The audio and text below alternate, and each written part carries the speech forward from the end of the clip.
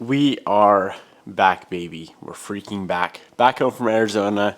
We weren't there for very long, 4 days, but that leaves us with 20 days until I leave again. And in that next 20 days, I have a goal of not only getting the Evo running, but I want to have the Evo done. I want to come home, so in 20 days, Bobby and I are going on our trip that I got for her for Christmas, which is Hawaii. We're going to Maui and Kauai. We leave on the 19th of I'm getting so excited I can't speak. February. And in those next 20 days, I want to get the Evo done.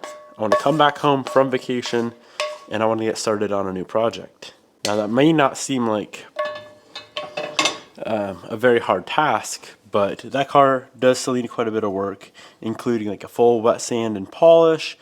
The motor's in the car, the trans is in the car. We're waiting on a wiring harness to actually be able to fire this thing up. And I think that's really the only thing that I actually need to get in the mail. There's a ton of packages that arrived while Bobby and I were in Arizona, which, guys, like, come on, check this out. You wake up in Arizona and you have a beautiful sunrise, right?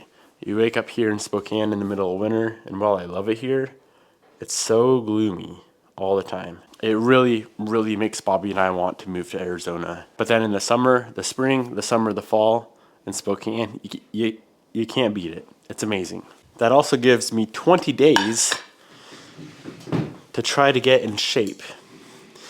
I'm not that far out of shape, but I want to like pull it in a little bit, tighten up a little bit. I feel a little bit fluffy, you could say, a little bit not shredded enough for Hawaii, especially when you gotta stand next to Bobby, who looks good all the time.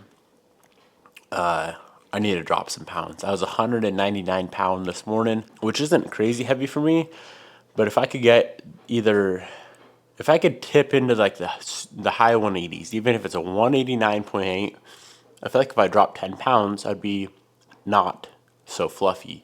It would be sick to be like shredded.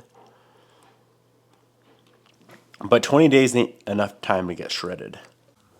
I want to get started off with the cooling system because our Evo 4 through 6 radiator arrived while we were gone. So this guy just showed up. Let me get the car on the ground and I'll show you why we're doing this. This is going to make the bay look a whole lot nicer.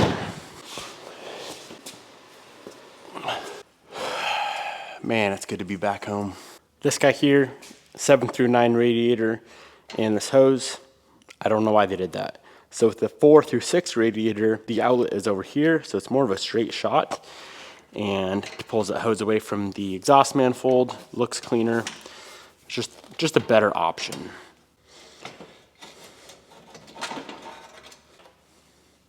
Now before this radiator goes in, we do need to get the fan itself on. Goes on this side, what am I thinking? And if I remember correctly, not all of the holes line up.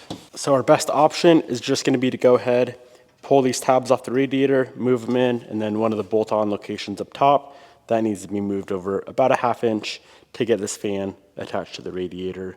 In my opinion, the proper way. There's other ways to go about it. We could have done a slim fan. We do all sorts of different things, but I think this is gonna be the best option. Don't want any metal up in this thing. My only fear is that when I cut these off, it's not gonna look as good, but I guess we'll see what I can do with the welder today.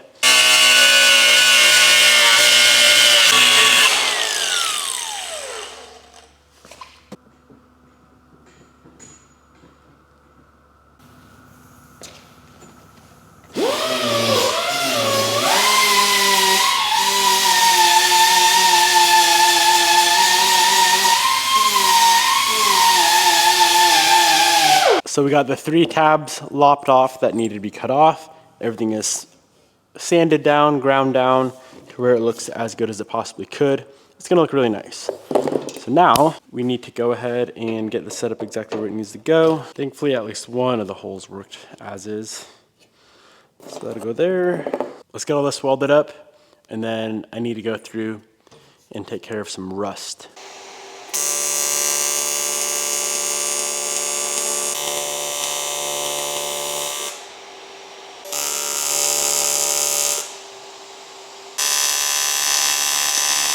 So I got all the tabs tacked where they need to sit. Now I'm gonna pull the fan off, the fan shroud off,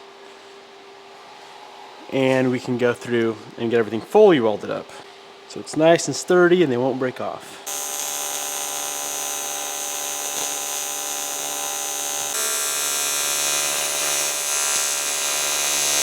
All 3 tabs are back on the radiator. It's so nice to be able to weld here at the shop. I know they're not the best welds in the world. That's their weld, that's my weld, but it works perfect. Now before we get this guy in the car for the final time, this radiator fan shroud, she is a bit crunchy and crusty.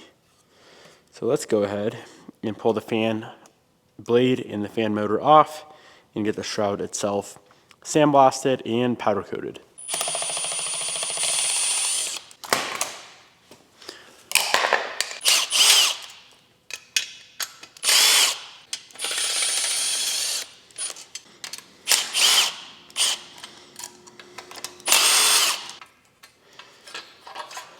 Now this right here was long overdue. While I was down in Arizona, look what came in.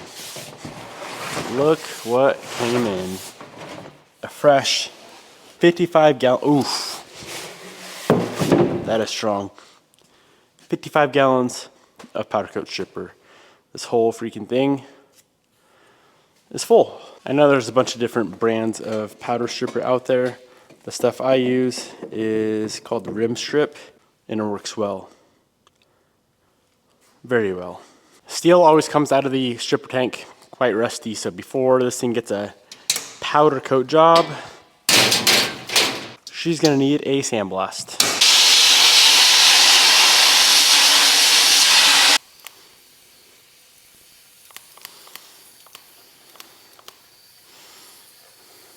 While the fan shroud is in the oven, I wanted to hopefully take care of this motor somehow. It's in really good shape and there's not really many options we can do. So I'm gonna wipe it down with like some Windex or waxing grease, but we can go ahead and get this blade cleaned up, saturate her in some degreaser, give her a pressure wash, should be good to go.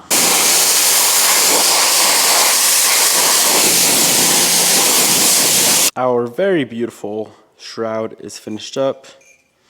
Let's see, how does this thing sit? Let's say that's about accurate. A couple of nice new zinc plated bolts to finish her off.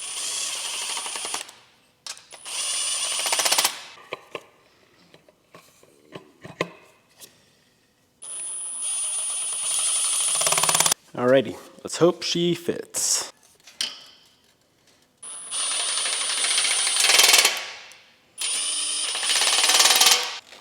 And just like that, we have a complete ready to install fan and radiator.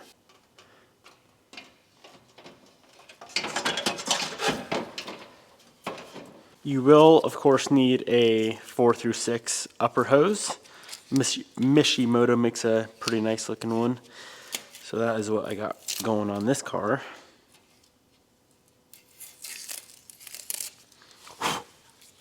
And this is gonna sit, it goes like that. Okay, you see how much further that is away from the manifold? Much safer, more peace of mind, should be good to go. I have no problems there. Well, I almost forgot, and I'm glad I remembered, but this guy's gotta come back out real quick. And before we get this fully installed, our AC compressor needs to be filled with oil. So there's the plug on top, that plug there, that looks like this. In order to get that plug out, that bolt has to come out. In order to get that bolt out, the radiator has to be out. This car requires 4 ounces or 120 ml.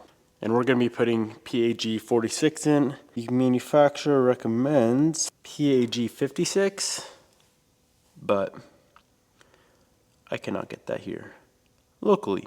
I'm always a little bit worried on components like this that you kind of don't really, you're not supposed to rebuild them, but I Want to anyway, so they look proper and match the rest of the build. Really hoping the AC compressor works like it should, the alternator works like it should, power steering pump works like it should, things like that. So I guess we'll see when we go to fire this thing up and crank up the AC. Hopefully it works. AC compressor's got its oil. Let's go ahead and finish up the cooling system on the entire car. We should have everything here to get all that knocked out and move on. Okay, let's get some radiator hoses, some heater core hoses, all the hoses up on this thing. Lower goes there. That fits great. Looks proper like so. Actually, I'm not going to do the heater core hoses till that wiring fiasco is all finished up. And of course, she's going to require a brand new set of clamps. Let's finish her off with a good old-fashioned titanium radiator bracket set.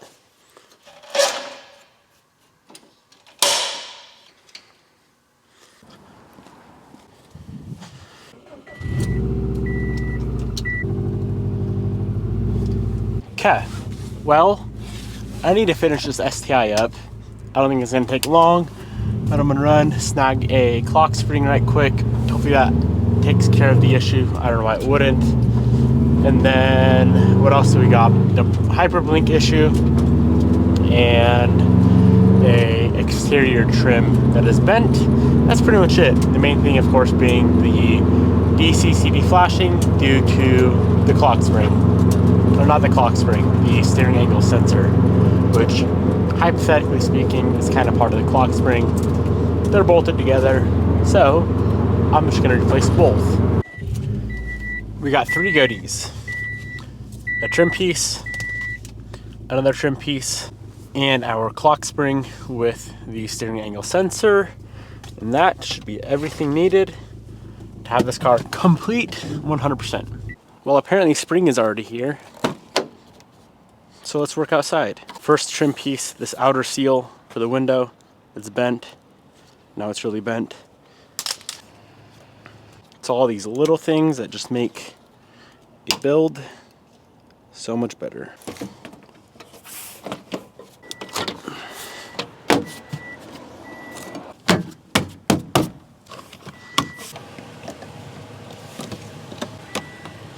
Battery is disconnected. Let's pop out our airbag, pop the steering wheel off, go ahead, swap the clock spring and the angle sensor together. They removed it with the steering wheel straight.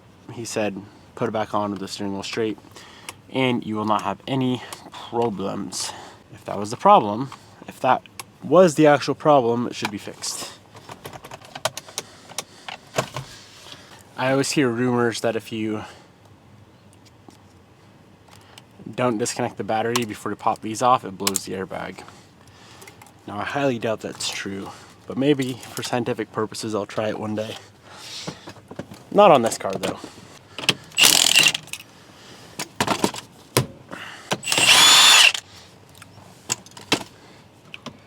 Okay, so that's disconnected. Now let's pop all the wiring off and get this old girl swapped out, and we should be done with this car. 100% done. Ready to enjoy it for a few days and say goodbye, I suppose. Okay, old one is removed. Here is our new used one. Let's hope it works. Everything is in. Clock spring wasn't moved whatsoever. I should be able to connect the battery, turn on the ignition. With the battery disconnected, I'm sure it cleared those codes. Now previously, the DC-CD would start flashing right when I fired this thing up. So as of right now, it's not flashing. Everything's good. Let's fire her up and see what happens.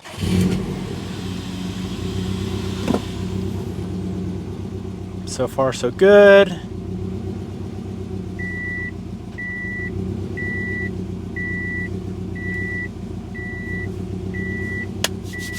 We should be in the clear. I'm gonna fully get everything assembled. We can go on a drive. Like I said previously, it would come on the second I would start it. So I think we're in the clear. Now we do still have the ABS light on. So I need to Figured that out, but the main thing was that DCCD. Oh, ABS light just went off. I wonder if they were related. Intercooler spray light is on, the fluid is just low.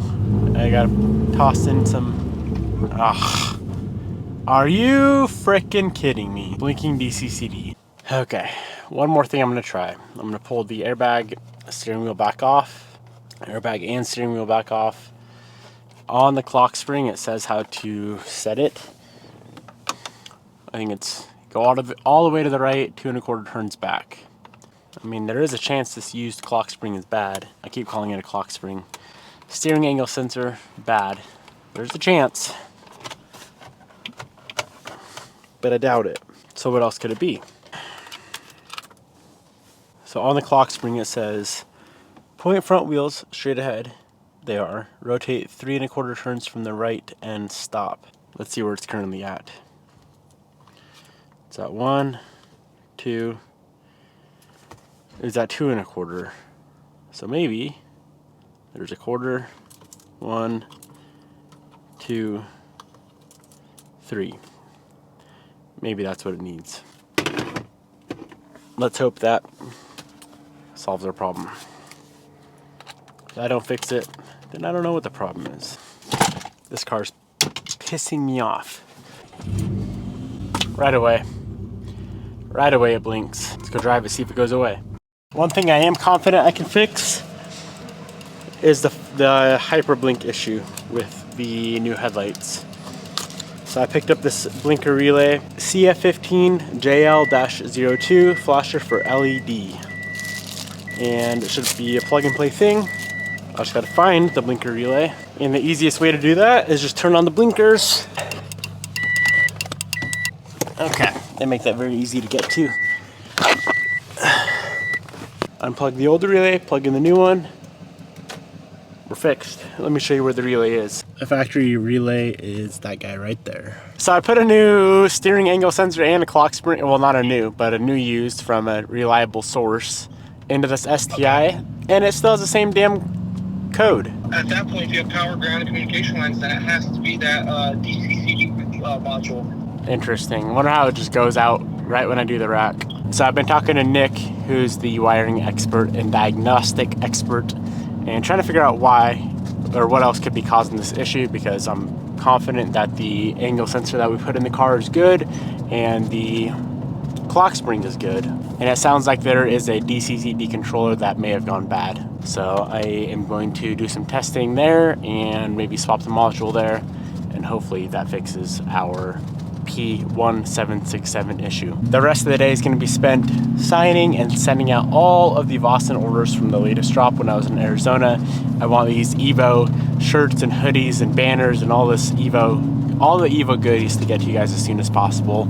So we're going to try to get all this stuff shipped out today, which today's Monday, so you guys will be seeing it Wednesday through the weekend if you guys are here in the United States. As always, I really appreciate you guys' support. That drop, I'm pretty sure that was a record-breaking drop, and it sold out faster. Would you clamp it back there? Sold out faster than any other drop in the history of this company. So that was pretty freaking insane, and it's always cool to see. We're always trying to increase quantities, but you guys just keep selling it out. So gonna wrap it here. Hope you enjoyed. Peace out, my good homies. And if you missed out on the Evo goodies, I'm sure in the future we will be doing another Evo release, because it was my favorite as well.